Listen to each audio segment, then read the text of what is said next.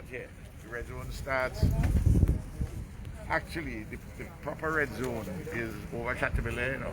If you look at the map carefully, a little bit falls over in the red. In the red, but it's beyond that, Fitzhughes and Richmond. We will get there. Prime Minister, one can't help but question seeing the beauty of the turquoise Caribbean seas coming down this way. Yes. Are there any advisories against persons, particularly in the green zone, from enjoying the beaches at this time? No.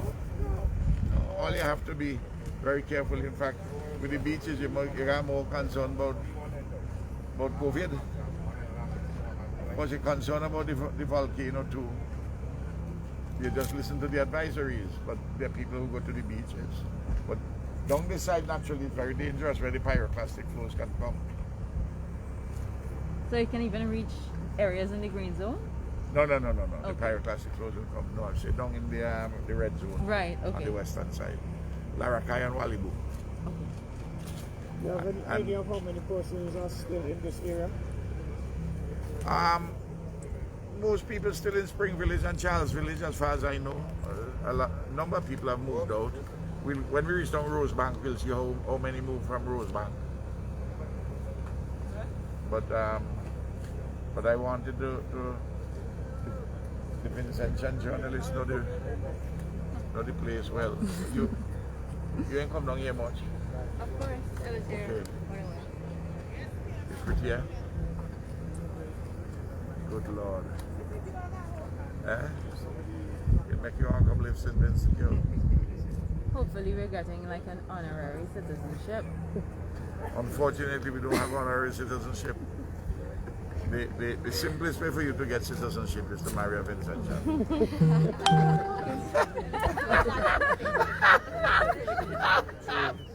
Prime Minister, you have the security entourage behind you.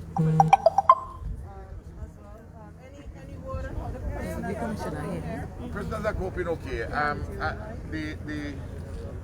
There are contingency plans if we reach at this stage in relation to moving persons from here, but that hasn't arisen.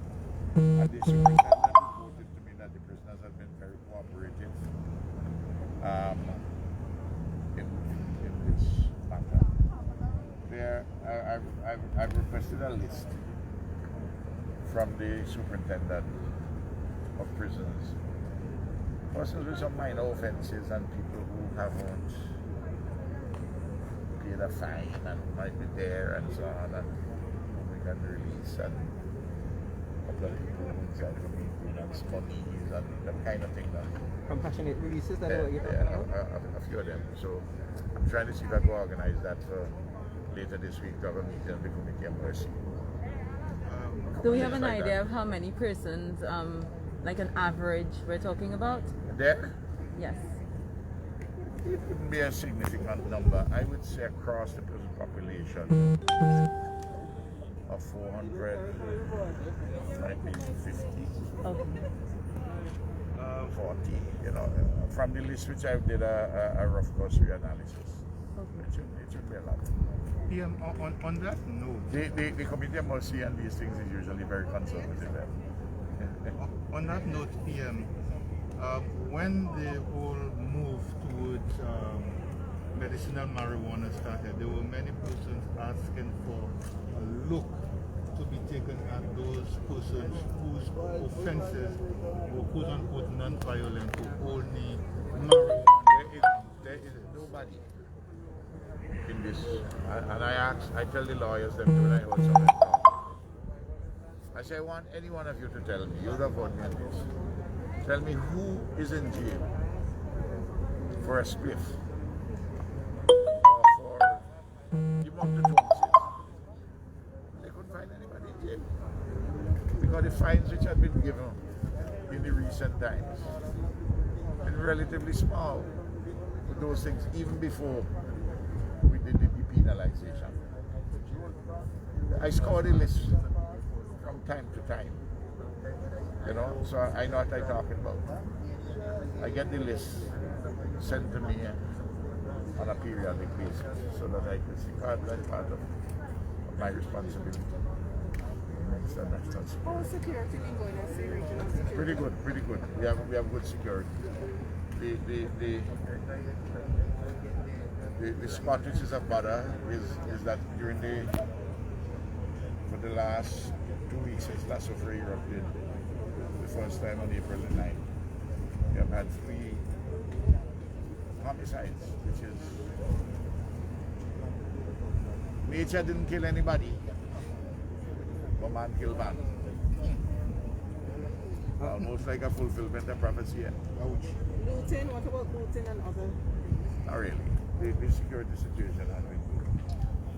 We don't have but the thing with the security situation, why I decided to ask for RSS and Trinidad support, Trinidad and Tobago security standpoint, is simply because the security situation can change swiftly overnight, and you need to be prepared.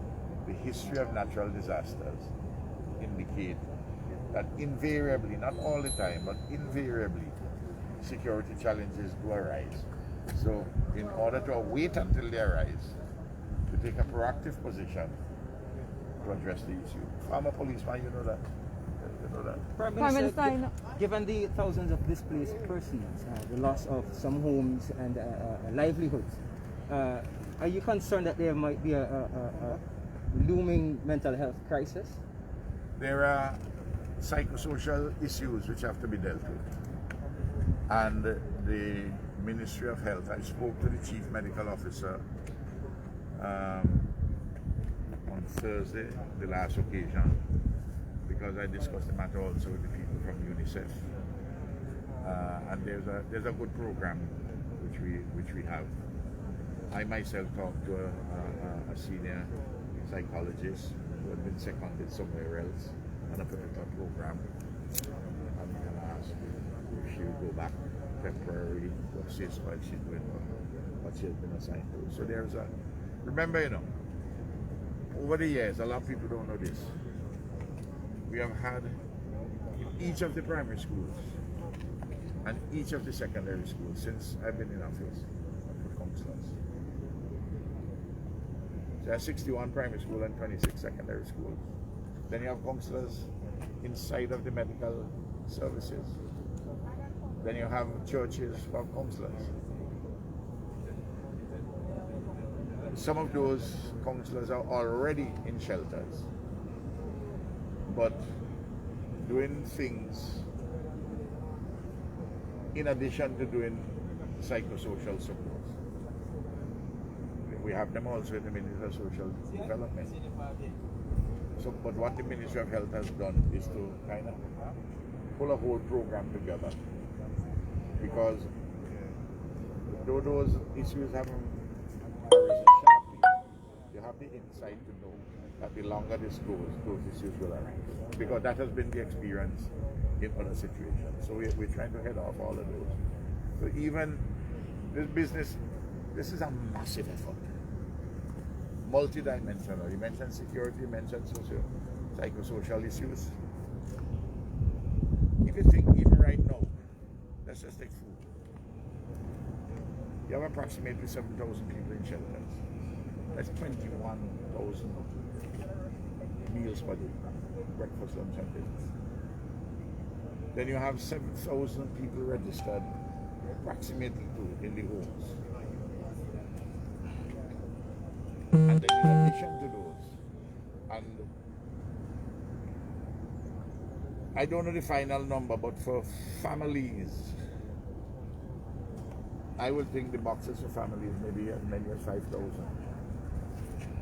would have gone out, because if you have, assuming 3 persons to every household, of the 7,000 who moved, you're talking close to 2,500.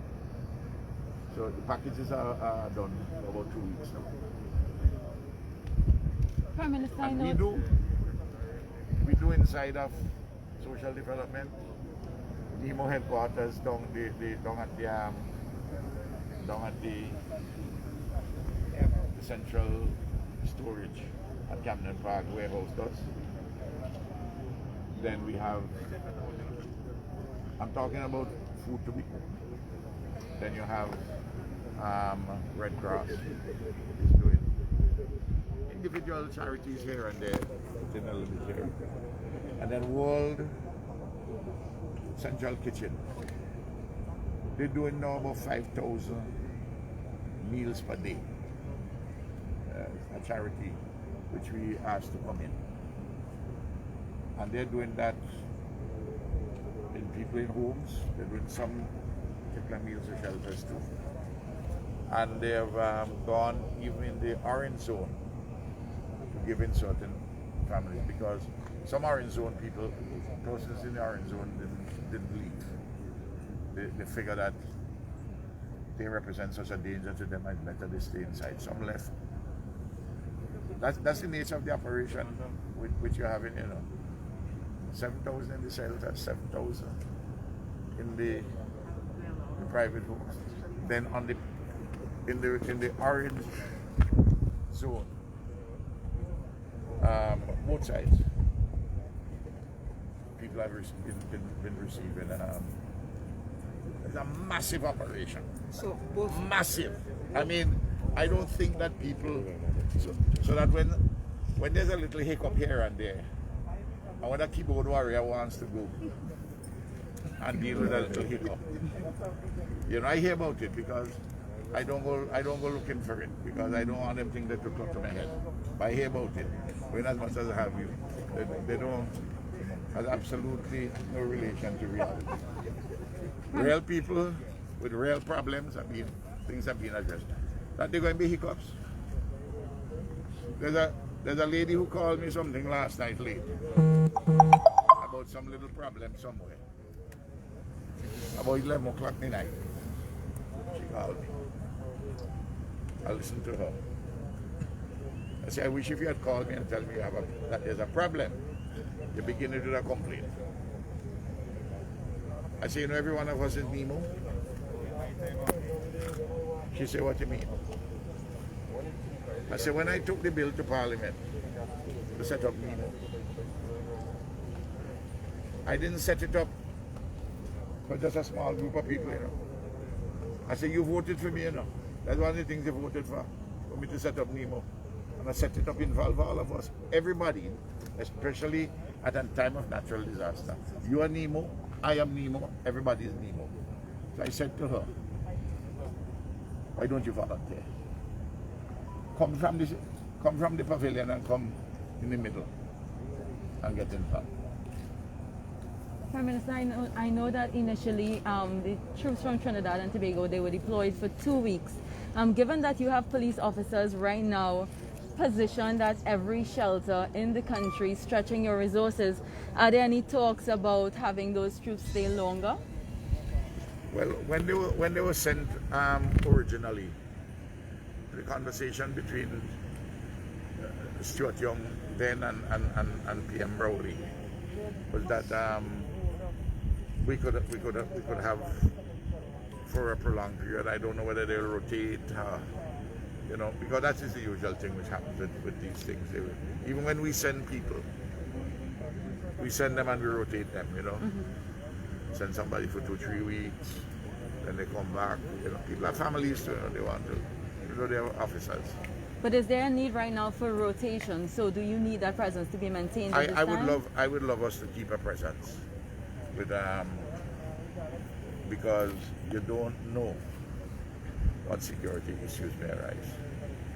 Okay, and I know that your airport would have been opened this morning, am I correct? Yeah. So can you tell me what had to be done for that to happen? And I know that the volcano is still erupting, so...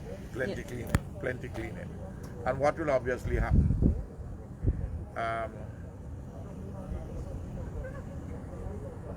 when any plane lands, even though you clean the runway, and you clean as best as you can the grass,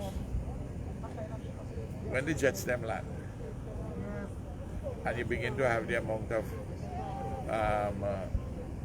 what the force of wind coming through the exhaust, it's going to make the dust in the grass come up. I mean, that's inevitably happening in Barbados. Don't mean that they're cleaning.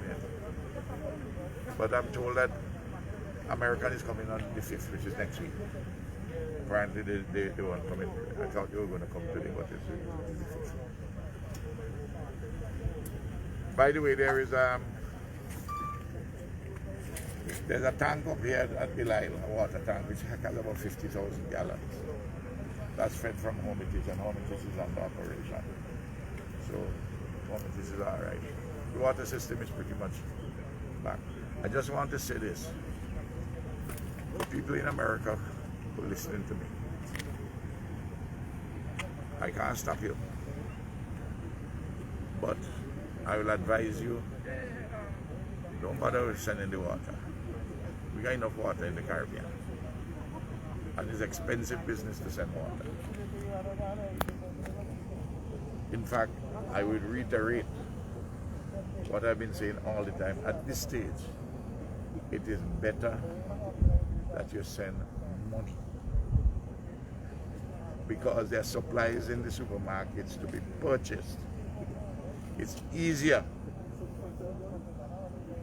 The port will get jammed up bad with thousands of individual barrels and packages. Even if they put them in a container, individuals have to go and collect them. So what do you say to persons who believe that the prices are cheaper outside of St. Vincent? Well, I don't know. When you finish, pay for them up there. And you pay to transport them. We don't have any duty. And then you have to pay to truck them. You buy them inside of the store cheaper in the supermarket. I believe some of the items, not all of them. But by the time it reaches you here, is it cheaper? And what about the hassle? And so, in any event, we have a disaster. We need the port to deal with a number of priority things which are coming in. You take, for instance, 4 containers came in on Tropical a few days ago from up for World Central Kitchen. They're making lunches across the country for 5,000. They have a lunch for 5,000 people. They go ramp up. In fact, some of you could probably come. I go in by the kitchen tomorrow at 12 o'clock at down at Diamond, where we have the Hospitality Institute. We allow them to use it. They also have private caterers who do things. Now, 4 containers like that, those are priority. You have to get them out because of the magnitude of the impact. You're going to have people complaining about they send the package and they can't get the package and this and that. Understand what happens at the time of a disaster with the material which is coming in at the port. For those who are in shelters, for those who are in private homes, and those who are in zones adjacent to the red zone, who didn't move, but were having, some of them having some challenges in coping. suppose those persons still in the red zone, sir. NEMO and CWSA have said they would not venture into the red zone. Small numbers of people. How much longer are we expecting to not have support services from NEMO, CWSA, and the like? Well, if you decide to go up there, you're taking that responsibility. There's a limit to my responsibility to tell the workers to go and put their lives at risk for you. That's the reality. We coming down here. You heard me speak about it when we left, when we were by the residence of the Prime Minister. NEMO knows, the Commissioner of Police knows, Professor Robertson was consulted. The Coast Guard is coming down. Just in case, we don't expect anything to happen today in terms of any explosive eruption, but let us say something like that. We have things in place to make me and you safe. But who want to stay? There's a small number. What can I do? Thank you, sir. The free and democratic world, you know. Prime Minister, in terms of relief aid at this point, because I know you would have made that call just now for money. Do you? Not. I'm talking individual families. Yes, I understand, but do you think at this stage, seeing that water has been restored mostly to the island, that at this point, I know that your agricultural stuff has been severely impacted. So do you think that that's where agriculture and then perhaps even monetary contributions, that's where relief efforts should be focused? That's very important. Those things for individual families. Send the money and they would apply the money properly. You have to have faith in the people you're sending the money to. I'm talking about the individual families. Yes. And they buy what they want to buy. Maybe you might do an interesting exercise of checking the cost of things by the time they reach the consumer with all these additional charges, the beneficiaries. You know what I mean? So we are currently in Belle Isle, where the Prime Minister is touring the North Leeward area, and he has made his first stop at Belle Isle to update persons on the situation in the North Leeward red zone and what will happen going forward. So we are about to continue our drive into the North Leeward red zone from Belle Isle. So we'll be back. Searchlight will be back with you in a few minutes.